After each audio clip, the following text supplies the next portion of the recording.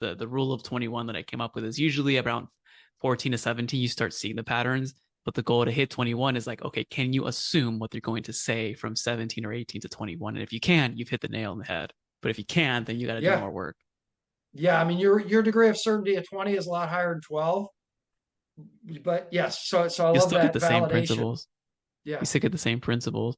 No, that's fascinating. And I think that that's a simple practice we can incorporate in habits, like you mentioned, quarterly, maybe every 60 days or so to really dive into that. And when you dive into what's valuable, what's not valuable, how do you translate that? Because I mean, my personal approach and experience has been a lot with marketing, positioning, influencing sales, influencing product through the voice of the customer, through marketing, through actual not just tactics and hype, like I don't care, but more strategy.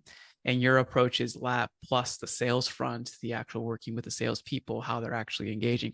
How do you take those insights and disseminate that across the organization in a holistic way? Because I know that's easier said than done.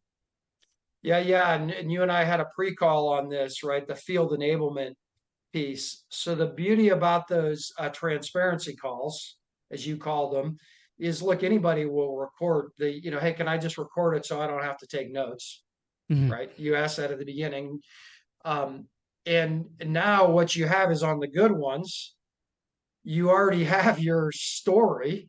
Yeah, Basically, you've got a one-page success story that can be translated into a snappable slide where you can pick out a couple of snippets that you could put on your website or in a prospecting sequence. So those transparency calls to me are the single most important content, which you gotta cut it up, right, and make it mm-hmm. accessible to your sales team. Hey, here are our best ones in manufacturing, here are our best ones in financial services, here are our best ones in retail, but it's the Segment. same guts of that call that can then create the enablement for your sales or your success team, how to help them tell the story.